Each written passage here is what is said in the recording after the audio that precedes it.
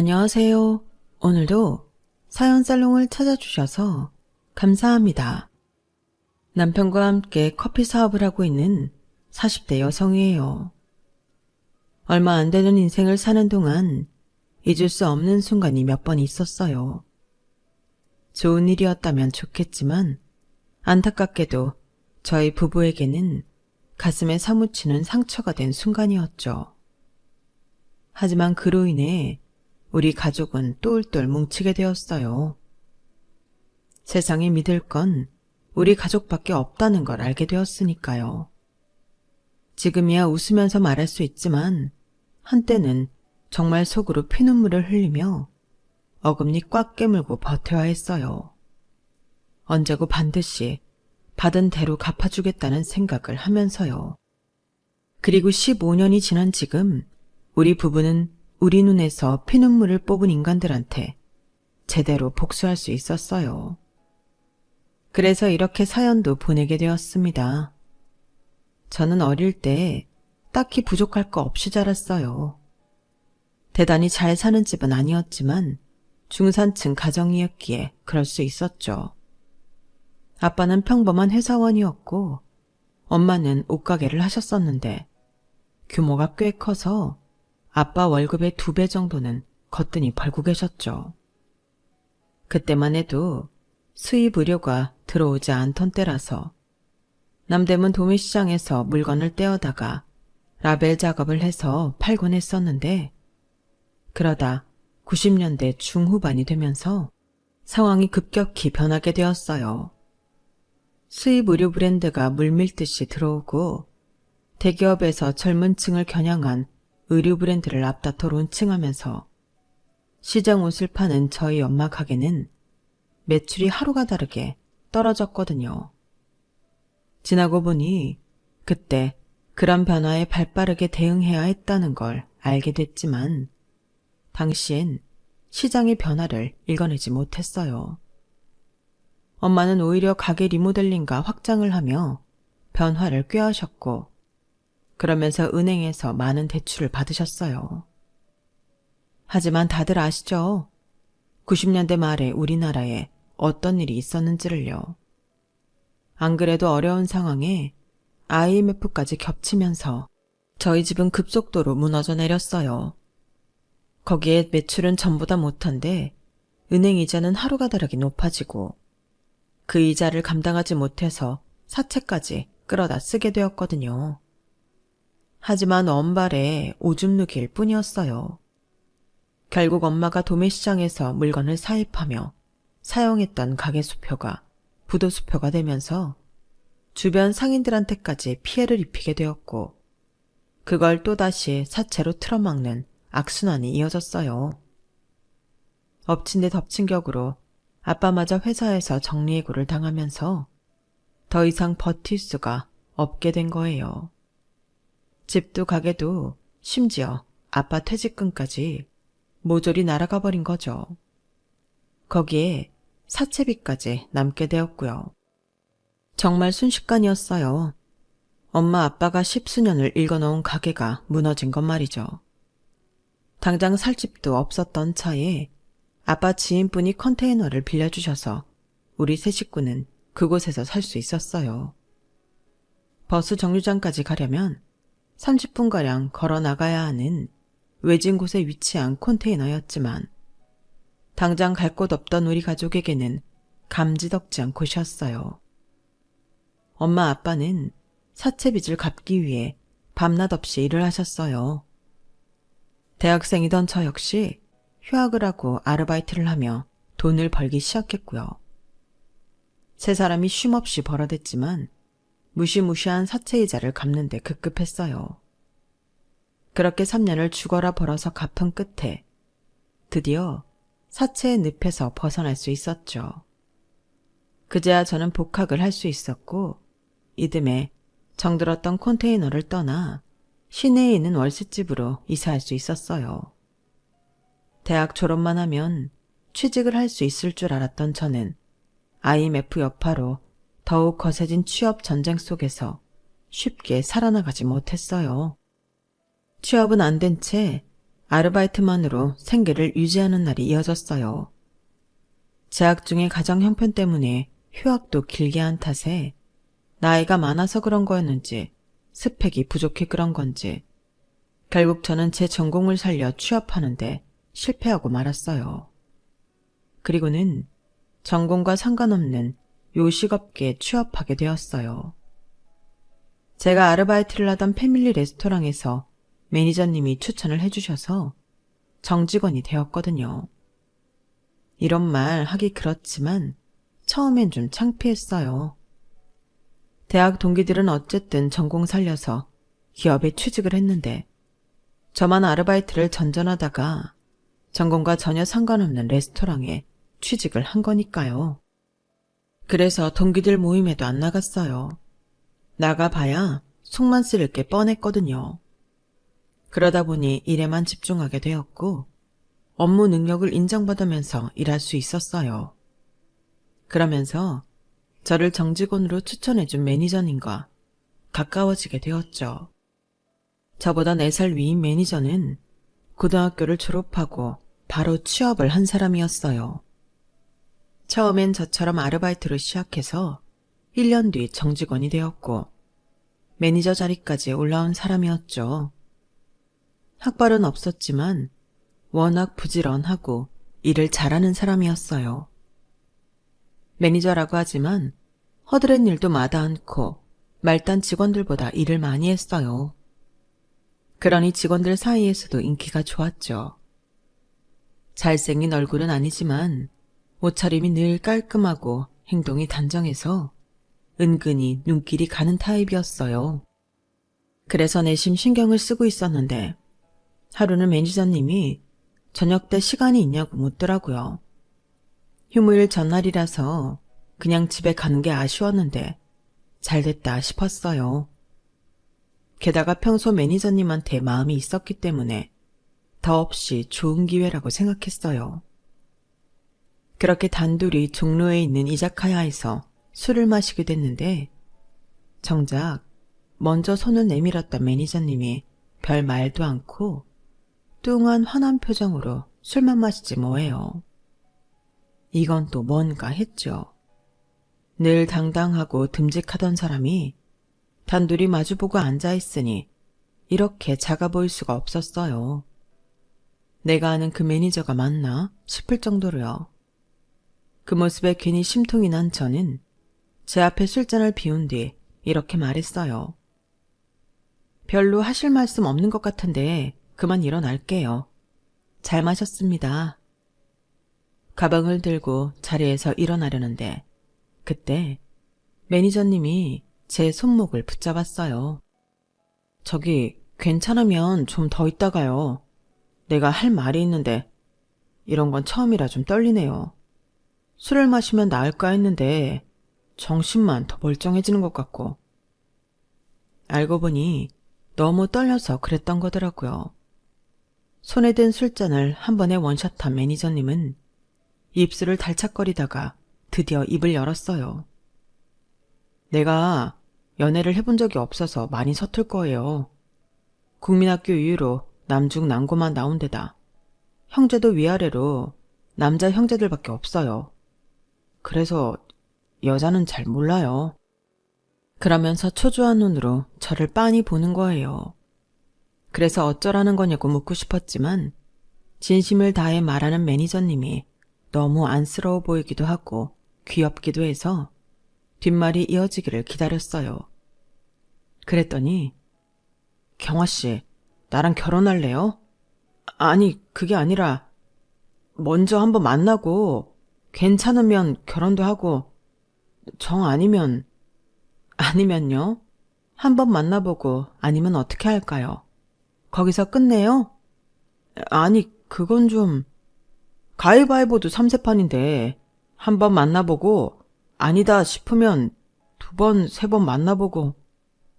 자기도 자신이 무슨 말을 하는지 잘 모르겠는지 멍한 표정으로 버벅거리는데 화나기보다는 웃음이 났어요.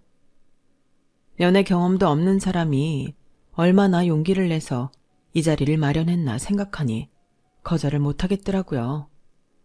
애초에 거절할 생각도 없었지만요. 그래서 그날부터 매니저님이랑 만나게 됐고 3번의 데이트 이후에는 본격적으로 사귀게 되었어요. 직장에서 몰래 사내 연애를 하는데 은근 스릴도 있고 짜릿하더라고요. 전에는 휴일 다음날 출근하는 게 그렇게 싫었는데 연애를 시작하고부터는 출근 시간이 기다려질 정도였어요. 그렇게 3년간 우리는 비밀 사내 연애를 이어갔고 드디어 결혼을 하게 되었어요. 남편은 3남 중 둘째인데 맏형은 4년 전에 결혼을 했고 막내 동생은 아직 미혼이었어요. 아주버님과 형님은 명문대 CC로 아주버님은 대기업에 다니고 형님은 은행에 다니고 있었어요. 그렇다 보니 결혼하고 3년 만에 집도 사고 생활도 많이 안정된 편이었죠. 시동생은 아직 결혼은 안 했지만 결혼할 상대가 있는 상황이었어요. 상대 여자는 시동생이 다니는 회사 대표 딸이었죠. 그렇다 보니 남편 형제들에 비해 저희 부부만 직업도 월급도 많이 빠지는 상황이었어요. 그래도 가족끼리 질투할 상황은 아니라서 별로 신경을 쓰지 않았는데 나중엔 그게 우리 부부의 발목을 잡더라고요. 아무튼 처음 인사를 드리러 시댁에 찾아간 날 시부모님이 그러시더라고요. 나는 그래요. 부모는 자식 대학 공부까지 시켰으면 할 일은 다 했다고 봐요. 우리 큰애도 지가 벌어서 결혼하고 집 사고 다 했거든. 그래서 말인데 혹시라도 우리 쪽에서 뭘 해주길 바란다면 그런 기대는 안 하는 게 좋아요. 다 큰 성인인데 결혼은 자기들이 알아서 해야지. 딱히 부모님께 뭔가를 바랐던 건 아니었지만 처음 만난 자리에서 면전에 대고 바로 말씀을 하시니 조금 놀라긴 했어요. 저희 집 사정도 그렇게 넉넉한 편은 아니라서 처음부터 우리는 우리가 번 돈으로 작게 시작하기로 했기에 계획대로 결혼 준비를 했어요. 가진 돈으로는 월세로 가는 게 맞았지만 매달 나가는 돈이 아깝기도 하고 차라리 은행 대출을 받아 전세로 가는 게 이익이라서 전세 대출을 받았어요. 그런데 생각지도 못한 일이 일어난 거예요. 결혼하고 1년쯤 지났을 무렵 본사 재정이 흔들리면서 계열사인 저희 레스토랑을 정리한다는 소문이 돌기 시작한 거예요. 그리고는 바로 정리해고가 시작됐어요. 가장 불리한 건 저희 부부였어요. 둘 중 한 사람은 나가야 하는 상황이었죠. 결국 급여가 높은 남편을 대신해 제가 퇴사를 하게 됐어요. 바로 재취업을 하기는 했지만 전 직장보다 급여가 낮아서 생활은 전보다 많이 힘들어졌어요. 그런 와중에 시동생이 결혼을 하게 되자 아주버님이 전화를 하셨더라고요. 막내 결혼하는데 뭐라도 해줘야 하지 않겠니? 집사람은 너희랑 각각 500씩 해서 1,000만 원 만들어주자고 하는데 네 생각은 어떠니? 아, 이거 어쩌지? 형, 실은 우리 집 사정이 요즘 좀 안 좋거든. 야마, 아무리 안 좋아도 둘이 버는 게 굶고 사는 건 아니잖아. 너 결혼할 때 난 뭐 넉넉해서 500이나 해줬냐? 형이니까 내가 힘들어도 해준 거지. 그럼 우린 우리대로 할 테니까 너희는 형편대로 알아서 해라. 사실 아주버님 말에는 약간의 어폐가 있어요. 저희가 결혼할 때 아주버님이 신혼여행비 하라며 500만 원을 주신 건 맞아요. 하지만 그건 제 남편이 아주버님 결혼하실 때 축의금으로 500만 원을 해드렸기 때문에 똑같이 액수를 맞춰서 주신 거니까요. 도련님의 경우는 저희 결혼할 때 아무것도 안 해주셨거든요. 그렇다고 해서 저희도 똑같이 안 하겠다는 건 아니지만 그래도 큰 액수를 해줄 수는 없을 것 같았어요. 그래도 한다고 해서 200만 원을 시동생한테 보냈는데 액수가 적어서 그랬는지 시동생이 돈을 받고도 고맙다는 말도 안 하더라고요. 결혼식 때문에 바빠서 깜빡했나 보다 했는데 신혼여행에서 사온 선물을 보니 그게 아니었더라고요. 아주버님께는 100만 원이 넘는 양주를 드리고 저희한테는 하와이에서 유명한 마카다미아 초콜릿 한 상자를 주더라고요. 그걸 보니 저도 표정 관리가 안 됐어요. 그러자 시동생이 그러더군요. 작은 형은 양주 안 마시잖아. 그래서 작은 형수 드시라고 초콜릿으로 샀어. 작은 형수, 초콜릿 좋아하죠? 네, 잘 먹을게요. 고마워요. 없는 살림에 제 한 달 월급에 달하는 200만 원이나 축의금으로 줬는데 이런 식으로 대놓고 차별을 하다니 정말 얄미웠어요. 200만 원과 500만 원의 차이는 저도 잘 알아요. 그래도 100만 원대 양주랑 만몇천 원짜리 초콜릿은 아니죠. 그런데 이보다 더 어이가 없는 건 아주버님이 500이나 시동생 축의금으로 내준 이유였어요. 우리한테는 받은 만큼만 돌려주던 아주버님이 자기 결혼할 때 한 푼도 안 낸 막내한테 500만 원이나 축의금을 준 데엔 그럴 만한 이유가 있었어요. 바로 동서 친정 때문이었죠. 은행원인 손윗동서는 막내동서의 도움을 받아서 자기네 은행으로 동선의 친정회사 급여 지정은행을 바꾸게 하려고 물밑 작업을 했던 거예요. 결혼 전부터 시동생을 통해 부부 동반으로 식사 자리를 많이 만들고 동서한테 수시로 선물도 많이 했더라고요. 도움이 안 되는 우리 부부만 쏙 빼고 말이죠. 그걸 알고는 솔직히 기분이 좋지 않았어요. 그래서 집에 오는 길에 남편한테 서운한 감정을 토로했죠. 아무리 그래도 그렇지 이런 걸로 사람 차별하고 그러냐? 삼형제 중에 어떻게 우리만 쏙 빼고 두 집만 어울리냐고. 정말 그러는 거 아니야. 사람 인생 모르는 거라고. 우리라고 뭐 언제까지 이러고 살 줄 알아? 아이고 그렇게 서운했어? 미안해. 내가 좀 능력이 있었으면 이럴 때 당신 속상하게 만들지 않았을 텐데. 자기 속도 말이 아닐 텐데 제 걱정을 해주는 남편을 보니 더는 화를 낼 수가 없었어요. 솔직히 제 삼형제 중에 제 남편만 대학을 못 다닌 데는 이유가 있었어요. 제 남편이 공부도 꽤 했었는데 집안 형편 때문에 남편이 대학 진학을 포기한 거였거든요. 그때 아주버님이 한 해 휴학을 하고 학비를 벌었다면 제 남편이 대학에 갈 수도 있었지만 아주버님은 끝까지 양보하지 않았어요. 취업할 때 힘들어진다면서 끝까지 고집을 부렸던 거죠. 거기에 제 남편은 희생이 된 거예요. 그리고는 제 남편이 취업을 해 두 해 뒤에 대학에 들어간 동생 학비를 대게 되었죠. 그렇게까지 했는데도 이렇게 얄밉게 나오니 더 미운 거예요. 생각 같아서는 받은 대로 갚아주고 싶었지만 저희한테는 그럴 여유가 없었어요. 제가 퇴사한 지 반년도 안 돼서 청천벽력 같은 소식이 들렸거든요. 남편이 다니던 패밀리 레스토랑이 본사의 경영 악화로 사업을 접게 된 거예요. 순식간에 직장이 사라지자 남편은 하루아침에 실업자가 되었어요. 그때부터 우리 부부의 시련은 시작되었죠.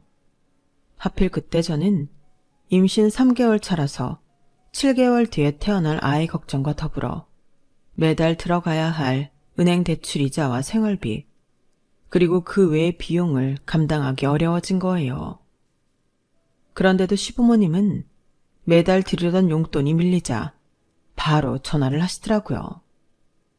아니, 매달 돈백이나 보내는 것도 아니고 꼴랑 30만 원 보내면서 그걸 밀리니? 너 설마 네 친정에만 돈 보낸 거 아니니? 어머님, 용돈 못 보내드린 건 정말 죄송한데요. 솔직히 지금 상황에 저희가 부모님 용돈 챙겨드릴 여력까지 없어요. 그이 회사 나온 뒤로 아직 자리 못 잡고 일용직으로 일하는 거 어머님도 아시잖아요. 그리고 저희 친정 부모님은 우리 그이 직장 그렇게 되고부터 저희가 드리는 용돈 안 받으세요. 오히려 김치며 쌀이며 매달 보내주신다고요. 어머머, 얘 말하는 것 좀 봐. 너 지금 내가 니네 집에 김치 쪼가리 안 갖다 줬다고 시위하는 거니? 쌀 좀 안 받아줬다고 시애미한테 성질내는 거냐고. 세상에, 누가 시애미고 누가 며느리인지 모르겠네. 그래, 더럽고 치사해서 앞으로는 네가 주는 돈 안 받을란다. 그깟 30만 원 가지고 이렇게 생색내는데 내가 그 돈을 어떻게 받겠니? 어쩜 이렇게 다른 며느리들하고 다른 건지. 이런 거 보면 있는 집에서 자란 애들이 확실히 가정교육도 잘 된 것 같다. 큰 애도 그렇고 작은 애도 그렇고 매달 용돈 보내고 철마다 우시며 굳으며 사다 나르면서도 너처럼 건방은 안 떨어. 네가 심보를 그렇게 쓰니까 네 남편 하는 일이 그 모양이지. 참, 누가 보면 남의 자식 얘기하는 줄 알겠어요. 제 남편도 엄연히 자기 아들인데 어쩜 그렇게 함부로 말을 할 수 있는 건지 정말 이해가 안 가더라고요. 그날 시어머니 전화를 끊고 얼마나 울었나 몰라요. 돈 앞에서 가장 빨리 얼굴을 바꾸는 건 바로 가족이란 사실을 똑똑히 알겠더라고요. 그 후로도 시댁 식구들의 차별은 끊이지 않았어요. 제가 우리 아들을 출산했을 때 기저귀 한 장 안 사오던 시부모님과 아주버님 내외는 이듬해 동서가 딸을 낳자 선물을 바리바리 싸들고 동서한테 가더라고요. 명절에 모일 때도 시어머니는 용돈 많이 주는 형님과 동서한테는 일을 안 시키면서 저는 돈 주고 부리는 사람 대하듯 바닥에 엉덩이 붙일 시간도 안 주고 일을 시켰어요. 나중엔 아주 대놓고 그러시더라고요. 원래 돈이 없으면 몸이 고달픈 거다. 큰애랑 작은애는 열심히 벌어서 내 용돈이며 화장품까지 다 사다 주는데 너는 몸으로라도 때워야 할 거 아니니? 그러니까 이 약 물고 돈 벌어. 원래 돈 없으면 무시당하는 거야. 나 하나 되니까 며느리인 너한테 이런 얘기를 해주는 거야. 고마운 줄이나 알아. 아주 2번 고마웠다가는 큰일 나겠더라고요. 가난한 자식이라 잘 사는 자식들과 차별한다는 걸 어쩜 이리도 당당하게 밝히시는지 어떤 면으로는 참 대단하다는 생각까지 들었어요. 그런데 사람이 그렇잖아요. 기대를 안 하면 그 사람이 뭐라고 하든 별로 신경도 안 쓰이는 거요. 언제부턴데 제가 시부모님을 비롯해 시댁 식구들한테 그런 감정 상태가 되었어요. 많아야 1년에 한두 번 얼굴 마주하는 사이라서 그때만 양쪽 귀 딱 열어놓고 니들은 떨어져라. 나는 내 갈 길 갈란다. 이런 생각으로 말이죠. 사실 애 키우면서 살림하랴 일하랴 다른 데는 신경 쓸 시간이 없기도 했고요. 남편은 요식업계에 종사했던 경력을 살려 원두 수입회사에 취직을 하게 됐는데 그게 남편 적성에 잘 맞았던 모양이에요. 굳이 그러지 않아도 되는데도 시간을 쪼개 바리스타 자격증까지 따더라고요. 그런데 웃긴 건 시험 준비를 하는 남편을 옆에서 보다 보니까 저도 한번 해보고 싶다는 생각이 들더라는 거예요. 그래서 남편이 바리스타 자격증을 따고 몇 개월 뒤 저도 바리스타 자격증을 따게 되었죠. 당장 써먹지는 못해도 혹시 또 아나요? 사람 일은 모르는 건데. 그런데 마침 그 무렵 테이크아웃 카페 전문점이 하나 둘 생겨나기 시작한 거예요. 작은 평수에서 할 수 있는 거라서 가게세도 적게 들고 홀에서 손님을 받는 게 아니라서 인건비도 안 든다는 게 무척이나 매력적으로 다가오더라고요. 자리만 잘 잡으면 출근 시간대와 점심시간대 꽤 매출을 올릴 수 있을 것 같기도 했고요. 당시 저는 친정엄마한테 아이를 맡기고 직장 생활을 하고 있었는데 이런 카페라면 중간중간 아이를 보면서도 할 수 있지 않을까 싶더라고요. 그 얘기를 했더니 남편이 그러는 거예요. 원두는 우리 회사에서 납품받을 수 있으니까 가게터만 잘 잡으면 되겠는데 우리 한번 해볼까? 남편은 원두와 생두를 납품하는 가게 사장님들을 통해 커피 전문점 창업에 대한 정보를 얻었고 3개월 정도 시장 조사를 한 뒤에 주말마다 저와 함께 가게 자리를 보러 다녔어요. 그렇게 발품을 팔아가며 준비한 지 반년 만에 우리는 작은 커피 전문점을 차리게 되었죠. 처음엔 커피만 팔았었는데 같이 먹을 빵이나 와플을 찾는 손님이 많아서 이후엔 와플 기계를 들여 같이 판매를 했어요. 커피 원두는 남편의 회사에서 중간 단계 없이 바로 받고 있어서 프랜차이즈 매장들보다 훨씬 저렴한 가격으로 원두 구매를 할 수 있었죠. 그렇다 보니 커피 판매 가격을 확 낮추고 박리담의 전략을 펼칠 수 있었어요. 처음 몇 달은 출근 시간대 오픈을 해서 퇴근 시간대에 맞춰 문을 닫았는데 하루는 남편이 그러더라고요. 내가 퇴근해서 몇 시간만이라도 가게 좀 볼까? 어차피 일찍 닫으나 늦게 닫으나 가게세는 똑같이 나가는데 늦게까지 가게 문을 열면 커피도 더 팔릴 거 아니야. 퇴근하고 와서 가게까지 보면 너무 힘들지 않겠어? 그리고 그 시간대에 커피를 몇 잔이나 판다고 힘들게 그래. 그냥 집에 와서 쉬어. 낮 시간에 버는 것만으로도 내 인건비는 빠지니까. 그럼 시범 삼아 한 달만 밤 12시까지 열어볼까? 해보고 돈이 안 되면 안 하면 되니까. 결국 남편 고집에 저는 손을 들었고 남편 말대로 한 달간만 야간 장사를 하기로 했어요. 그때만 해도 밤에는 커피가 많이 팔리지 않을 것 같아서 남편을 말렸는데 이게 웬걸? 밤에 남편이 파는 커피가 제가 낮 장사를 하는 것과 거의 비슷하게 나오는 거 있죠. 특히 야간 장사를 하는 주변 상인들 중에는 단골 손님까지 생겼을 정도였어요. 수입이 거의 2배가 되는데 안 할 이유가 없었죠. 특히 봄이나 여름에는 야간 손님 수가 낮 손님에 비해 훨씬 많아서 저까지 나서서 일손을 도와야 되는 날들도 많았어요. 그렇게 10년 가까이 우리 부부는 미친 듯이 일에 빠져 살았고 그러다 보니 막연하게 꿈만 꿔왔던 내 집 장만을 하게 되었어요. 저희 가게 근처에 있는 35평 아파트를요. 신축은 아니었지만 이사를 들어갈 때 리모델링을 싹 해서 새집 같은 기분으로 살 수 있었죠. 생각 같아서는 그동안 집도 없이 월세에 전세를 전전한다고 손가락질했던 시댁 식구들한테 보란듯이 자랑하고 싶었지만 바쁘다는 핑계로 발길도 끊고 산 처지라서 그러지는 못하겠더라고요. 커피 전문점을 차린 이후 가게 문을 닫는 날이 거의 없어서 남편도 저도 시댁에는 자연스레 발걸음을 끊게 되었거든요. 시댁에서도 저희가 안 온다고 찾는 사람도 없어서 자연스레 그렇게 된 거죠. 그러던 어느 날이었어요.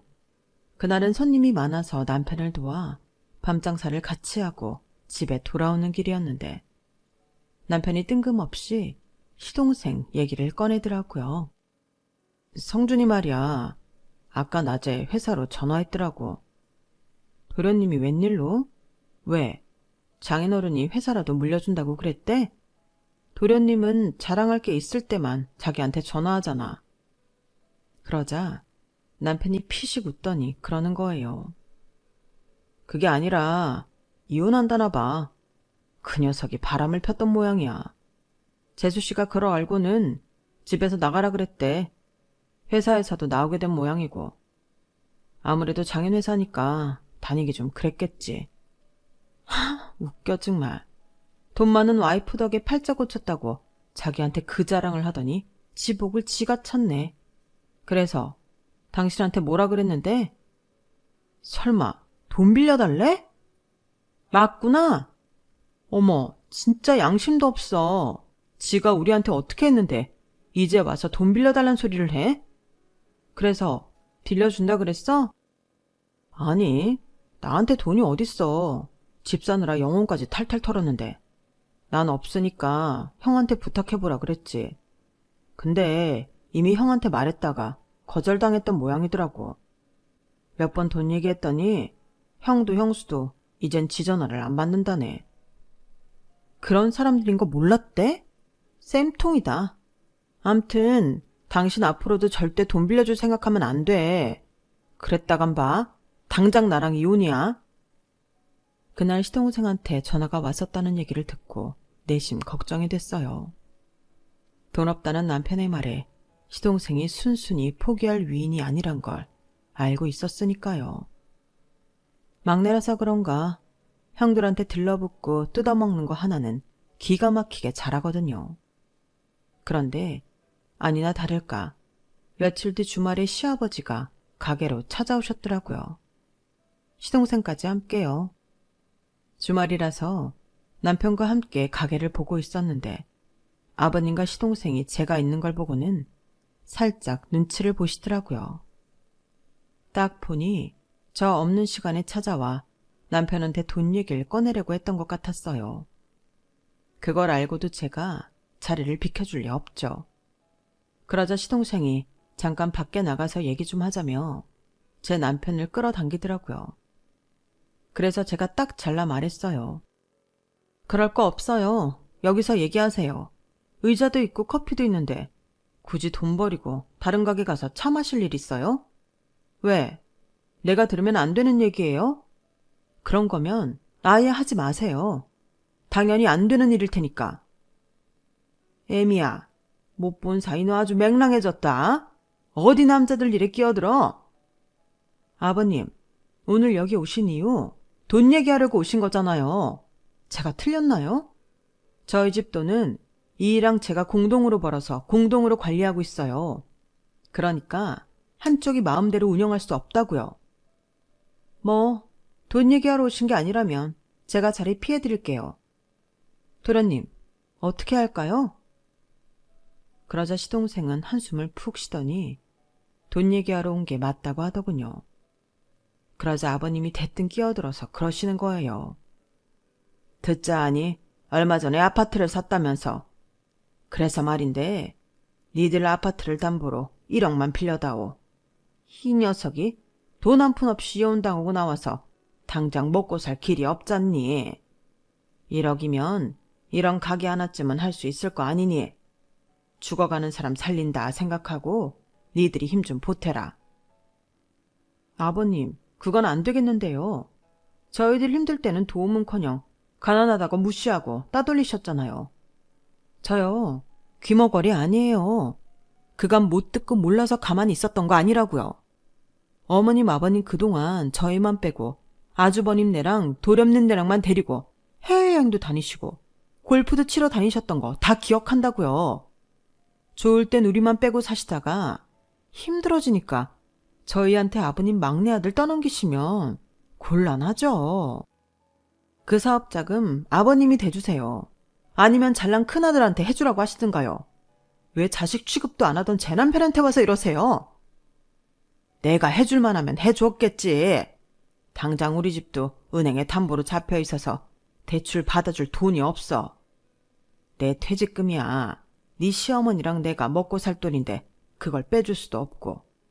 오죽하면 내가 니들한테 왔겠냐. 둘째 네가 서운했던 건 내가 사과하마. 그러니까 이번 일은 니들이 좀 도와주도록 해. 정 불안하면 내가 경기도에 있는 땅 니들 앞으로 해주마. 아버님, 그 땅은 팔아도 돈도 안 되는 땅이잖아요. 그래서 지금까지 팔지도 못하고 가지고 계시는 거면서 그걸 담보로 대출을 해달라 하시는 건 너무하죠. 아무튼 저희는 대출이고 뭐고 해줄 생각 없으니까 그만 돌아가세요. 저희 장사해야 해요. 저는 아버님과 시동생 등을 떠밀어 가게 밖으로 내보냈어요. 그리고는 일부러 쾅쾅 소리를 내가며 가게 정리를 해댔죠. 한참 밖에서 서성이던 아버님과 시동생은 굳은 인상으로 눈길 한번 안 주는 저를 훔쳐보다가 하는 수 없이 발길을 돌렸어요. 그런데 그날 밤 꿈에 황금빛 용이 여의주를 물고 아버님 경기도 땅으로 내려오지 않겠어요? 그리고는 입에 물고있던 시뻘건 여의주를 땅속에 파묻더라고요. 그러자 그 땅이 순식간에 황금으로 변해버리지 뭐예요. 꿈에서 깬 저는 너무도 생생한 그 꿈 때문에 다시 잠들 수가 없었어요. 왠지 그 땅을 제 손에 넣어야 할 것 같다는 생각이 들었죠. 그래서 다음 날 남편한테 그 얘기를 했어요. 그러자 남편이 자기도 비슷한 꿈을 꿨다는 거예요. 아버님 땅에서 금화를 캐는 꿈이었다나요? 부부가 같은 날 비슷한 꿈을 꾼 것부터가 신기한데 그게 하필 아버님 땅에 관한 거였다는 게 아무래도 심상치 않았어요. 그래서 아버님께 땅을 받고 은행 대출을 받아주기로 했어요. 하지만 1년이 지나고 3년이 지나도록 아무런 일이 일어나지 않았어요. 오히려 그 사이 시동생이 하던 가게가 망해서 대출금 중 4천만 원을 저희가 대신 갚게 되었죠.